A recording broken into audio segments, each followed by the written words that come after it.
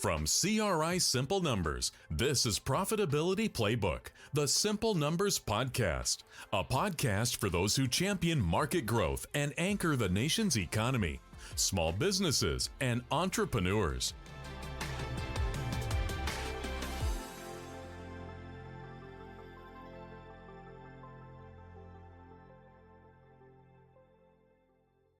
All right. Hey, everyone. Welcome to the Simple Numbers Profitability Playbook podcast. And this is going to be a fun Christmas edition. And so the goal here for me and Brandon is to not get in trouble. I haven't yet, knock on wood, but we wanted to have a fun time doing this. And so I'm going to kick us off. We're going to do something fun. So I don't know if any of you have met Mike. If you've been on a call with us, he's been in on call. He's relatively new-ish consultant of ours, former stockbroker, good dude. Well, he got to run our all-hands huddle on Monday. We take turns doing that where we all run our huddle groups on Monday. And so he had some fun questions. So I'm going to play them with Brandon, okay? So this is going to be good, so get ready. We're going to loosen it up a little bit. And so if you're in the car driving or on your treadmill or anything, I want you to think of these really hard. Think of yourself because, man, I learned something about someone today, and I'll get on it. And I'm disappointed. I'm disappointed in whatever. What about me? Because I hadn't done this. Brandon was actually on my side. I came over, asked him some questions, and I was like, oh, thank God. My work brother here is good for me. All right, here it is. Let's just get this out of the way. Would you rather, Brandon, watch a horror movie or a Hallmark Christmas movie? Horror movie. Oh, Easy. Yeah, not even close. I mean, big city girl moves to small town, ex-boyfriend, same story repeated. Well, anyways, someone here who I will not name that disappointed me decided that they would go with the Hallmark movie and then proceeded to talk about how they watched that movie on Netflix. Now, I saw the previews, Hot Frosty. And I mean, Mike is over here laughing. I can hear. I can't believe it. He said it's Magic Mike, but Hallmark Christmas movie. I go, oh my gosh. I'm like, you watch this? And he's like, yeah, man.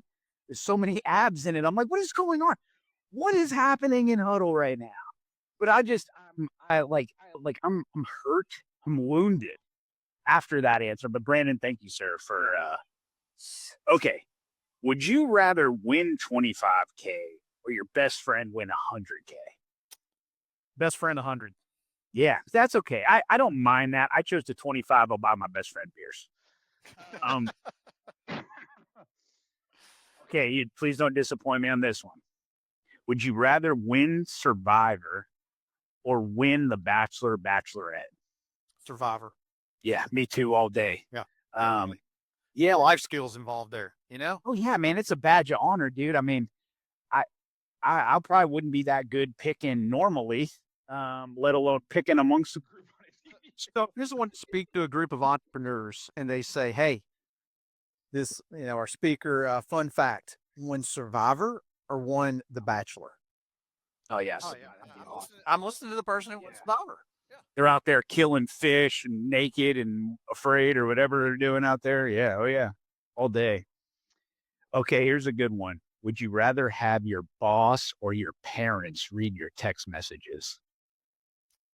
Who are these text messages coming? Are these coming from you? Yeah. Would you rather have your boss read my text messages or your parents read my text messages? Oh, probably a boss. Yeah. Okay, so I'll play it. I have a best friend from back home, and I would probably rather my parents read his text messages than it's like jail level. See, I think if my parents read it, they may be reaching out to you to try to help you in some way. They're like, this guy needs help. Yeah, I mean, everyone, I'll tell you what, I've called Brandon, and he's only ever answered it on speaker like one time. And I'm talking, I heard the phone pick up, and before I heard a word out of I could get a word out. He's like, you're on speaker, don't even say anything. I'm like, my kids were with me. I was just going to call and ask you if you were going to be in the office. You just don't ever know what Mike's about to say. So just play it safe. Yeah. Okay, last one. Would you rather have more time or more money? Agreed. You can Yeah. you can make more money, but you Hold can't up, make more time. so hold up. What, like, how's that time though distributed? Because if you're like you're 90 and I get more time to be 92, no man, you can just take me out. But if they're like you're 25 and you can stay 25 a little longer, then more time. Yeah, definitely. Definitely. Yeah, you gotta tack it in there, because if I'm just get to be, more older and crusty, after I'm already old and crusty, I don't want to be. So I'd like 6 more hours a day than everyone else. That yeah, that'd be good. Yeah, that'd be good. Yeah, absolutely. All right, okay, that was fun. All right, we kept it together there. good deal. All right. So Mike and I were talking, like I said, kind of the Christmas edition of this. We're going to give some gifts to each other. And these are gifts that our clients give to us sometimes when we're on a call. And so they're questions, or somebody's looking for a little bit of navigation through an issue or what have you. And it just all of a sudden kind of gets sprung up on you in a call, which, by the way, we love. These are great. These are fun conversations to have as we're working with our clients. And so I'll kick us off. I'll ask Mike. I'll give Mike a gift here. So we're on a call, Mike. Client says, here's your gift. I've been approached to sell my business. What do you think I should do? What do you want to do? No, but seriously, That's not like a deal, Vaughn answer. yeah, right, yeah. The first thing is, your client's going to revisit their goals and where they're at personally and professionally. But then the second thing is, if it comes down to a money thing, are you in that scenario where if you sell, it is life-changing money that you can then go do, start another business, what have you? Or is it amount of money where you could make easily if you just stayed in your business? We talked about getting a greater than 50% return on invested capital. And so is it good enough, really, is what it comes down to. And could you just continue to reinvest in your business and get a better return than you would if you took the value? So the value's got to be right. And so we got to have that discussion. If any of you read Simple Numbers 2.0, we have the replacement return calculation in there, things like that. And so after you evaluate where you're at, what you want to do, and listen, then there's some people who are like, listen, I don't like this business. I got an offer, I'm out. And I will typically, if it's a serious inquiry, everybody inbox is full of brokers that are looking to sell their business or what have you. But if it's somewhat serious, many times it's worth going through part of the exercise. As I say, sooner or later, you're going to probably sell a business. So you don't want the first time you go to sell it to be your first rodeo. Now, don't allow it to become a distraction. And at the point you can tell, all right, the juice isn't worth the squeeze, let's move on. But it is a good exercise for folks to kind of go through and at least kind of test out the market and see what's out there and, how the game's played. So cool. Yeah. All right. I got another one for you. all right. Same kind of deal. On the call the client, they give you this gift. Hey, Mike, by the way, I know we're going to look at all our numbers. We just lost our largest fill in the blank here, client, customer, distributor. So a significant revenue stream. So what do you tell them? Well, the first thing I want to know is how long we got until that goes away, because sometimes they got maybe a 30, 60, 90-day notice. The next thing we got to figure out is what is coming in and what's there to potentially replace it. And then from there, it's, man, if we don't have if there's a significant amount of staff, overhead, resources generated to service that client, revenue stream, what have you, that's there, you have to begin to look at if it can't be replaced, how long do you want to hold on to all that? If you have the cash situation to do it. Yeah, I typically, first thing is I flip over to the balance sheet and let's see how healthy we are. And if you don't have cash, if you don't have access to capital, man, that clock's ticking quick. You got to make some real changes pretty quickly. And, I think we all immediately kind of go, well, we can get that back. Well, let's be real about it. And, how quickly could we possibly replace that? And what was it, a profitable relationship? Mm-hmm. Sometimes I've seen clients, so we have the simple numbers, I guess you would say client 0 or client 1 cut out a significant revenue source for them, but it was because it wasn't profitable revenue. So you got to look and see what is it profitable, and if so, how much capital do I have, and then I look to say, okay, if we're going to go after replacing, let's put a dollar amount on the amount of capital I'm willing to invest back into the business to replace this lost stream, and put that line in the sand.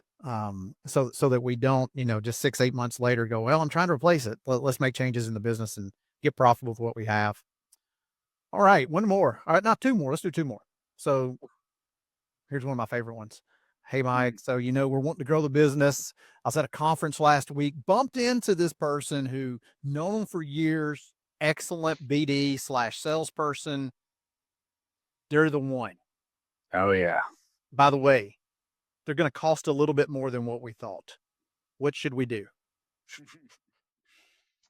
Yeah. So for me, I'm asking discovery questions first in terms of, so let's get something straight. Is there great salespeople all over the place? Right. There are. But you got to know this. It's somehow how great they are depends on how well of a marketing engine you have, how well of a product you have, how of a reach you have. And you might meet the one who could sell it like crazy if you had an aligned maybe marketing strategy that did it. But if I was with a client, they had no marketing whatsoever. I'm like, listen, this person ain't going to magically come in here and all of a sudden, poof, you guys sell. There has to be an alignment there. Right. That works. And so we have to have that discussion. The next discussion is that person, from an affordability standpoint, do we have the bandwidth of what they could potentially bring in? Should they do? Because there's other questions. If they are real successful, do we have the bandwidth? There's several questions you got to ask there, but I always see people typically fall into, they're the one, they go hire them, and then there's no support for that person. And we end up saying, oh, they weren't the one. I made a bad hire. That's like the typical scenario that you run into. So I always like to see what is there for that person set up for success. Because a lot of these are small businesses, and a lot of them are not fully set up for a major sales apparatus to go be successful. Yep, I agree 100%. And, it's like the old investment commercials used to always say, past performance is not indicative of future results. So I want to have an extreme amount of clarity and understanding by both sides on what the expectations are. So I can't tell you the number of times that we've had a similar situation play out and it didn't work out. And you do the postmortem, and what you realize is I hired someone who's a great closer, but I needed someone who actually can drum up and generate, beat the bushes, get out and generate leads.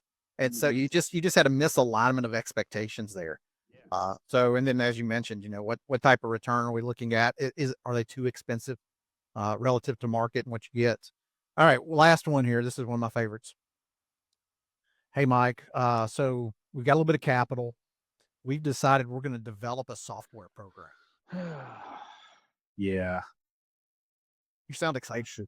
Yeah, no, I just know how this is going to go. And a lot of times again, back to the looking at the business, just because they have cash to do it doesn't mean they need to if the rest of the business isn't fully functioning properly before we do it. And so let's say you're at 4% profit. Yeah, you got some business rolling in, but you're not very profitable. You got some good cash. Maybe you get upfront money, or you may add a big transaction that came through and so you're humming along. You're like, now is the time. Now is the time to do it. And then they rush in sometimes to do it. Next thing we know, we've run out of money, the other operating the business. And then we go down the path of taking focus away from taking a 4% to 15%. And that's what we should have been doing all along. Yeah. Then the other side of it is, hey, I'm a great business at 15%. I'm generating good cash. Should I develop this software program? It's like, yes, then maybe that is the time. But what we got to do is make sure we dedicate the proper amount of resources and time to it to still make sure we're operating that 15% business well, because it is going to need to feed the software program.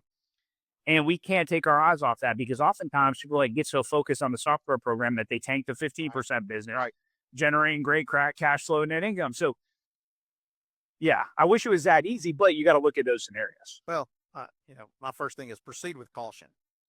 it can be really good, but it can also be really dangerous to your business, as you mentioned. And most of the time, and our software client's going to love us for saying this, but most of the time, it's going to cost you twice as much as you expected, and it's going to take twice as long. Because if there's one thing that typically developers struggle with understanding, it's the word finished. Good enough. Hey, this ain't going to be finished. Now, so as you're looking and talking to development firms, then, you need to have, once again, like this with the BD person, you got to have really clear expectations. And you can't be afraid to pull the plug if this thing starts to get sideways on you. If you're going to do it internally, you still likely need a third party to kind of validate and confirm what's being done is correct, can be passed on to someone else, and that you're getting, a decent return. So, we've heard all the horror stories of people who like, yeah, I got an internal developer. They're going to do it. It's going to cost me, $20K. And $200,000 later, they found out that they kept a developer employed for a year. They basically did very little. And what they did do, they screwed up. And so it's dicey. I do think the way that the labor market is going to play out over the next several years, we're going to have to look at things like automation, which is going to require software. But you've got to you got to handle it carefully and be really sharp and know when it's time to pivot and make a change. Once again, designate capital and determine, take that same approach that a VC would take if they were investing in your business. So most of the time, a VC is going to come and let's just say they're going to invest 50 million into your business. Well, they're not writing you a check today for 50 million. They're going to write you a check today for maybe 10. And then once you show you've made some progress, guess what? You might get another 10 or 15. And then once you've made progress, another 10 or 15. And you kind of do the same approach when it comes to those types of investments. Earmark how much I'm going to put to get it going. All right, we should be at this point based on this spend. Are we anywhere close?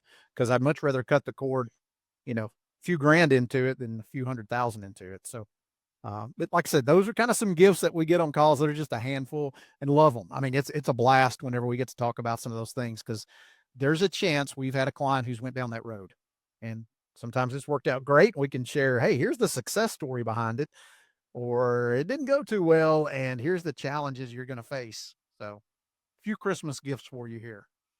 All right. Hey, let's end on this. Favorite Christmas movie? What is it? This is a gimme. The same for you. This, I don't believe there's ever been a better Christmas movie made.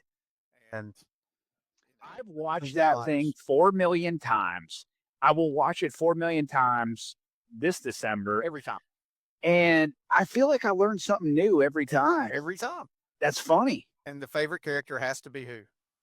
It's Cousin Eddie. Of course. I mean, yeah. I was holding out for a management position. Whoever's been to a presentation of ours, when we talk about management labor, we have a line in there that says no Cousin Eddie positions, because in the movie, what does he say, Brandon? So Clark's talking to his wife to see if Eddie has found a job. And Clark's wife has spoken to Eddie's wife, and she says no. Based on what his wife said, he's holding out for a management position. So imagine Cousin Eddie as a manager. That would be, it'd be a lot of fun in some cases. I believe HR would have a full-time job, a lot of job security if Eddie's a manager. Yeah. Hey, lots of good business references in there. We got year-end Christmas bonuses get taken away. Man, that's messed up. When he won't go down on the sled, and he's talking about how his hair wouldn't part right, because he says over here, and he bangs on the head. He goes, "There's nothing, but over here, it's right here. My hair just." Dude, the sled part is my favorite part, when he just zooms down and it's like a ball of flame, and you get to see the old Walmarts in that too. I was showing the kids that the other day. I was like, check out Walmart there. Look what it looks like. Walmart back. I remember the first time I saw Walmart, I was in West Virginia. I played baseball.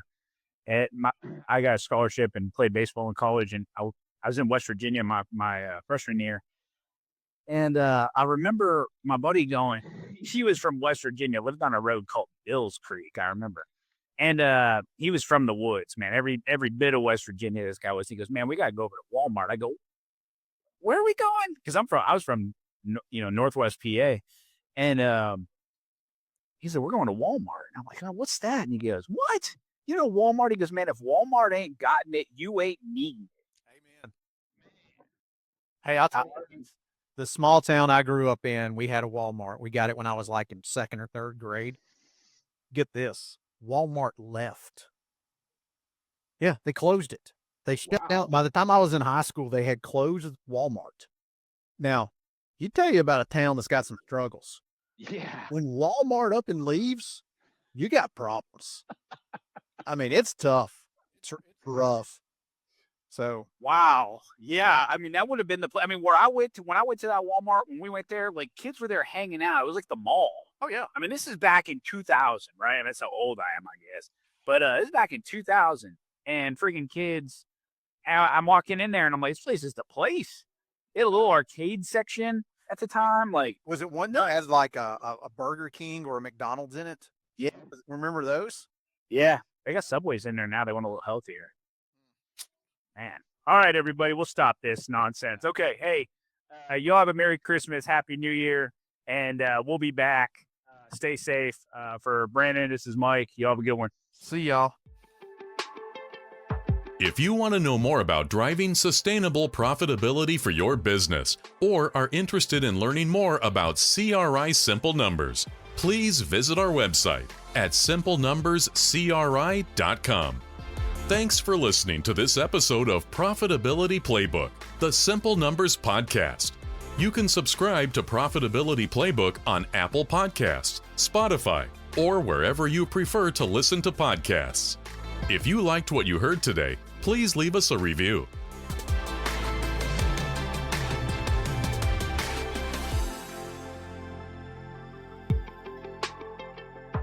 The views expressed on Profitability Playbook, the Simple Numbers Podcast, are those of the presenter and moderator and do not necessarily reflect the views of CRI Simple Numbers or the CRI family of companies. This podcast is intended for informational and educational purposes only and is not intended to replace professional advice received directly. Consult with your CRI Simple Numbers advisor or another trusted professional if you have questions about your specific situation.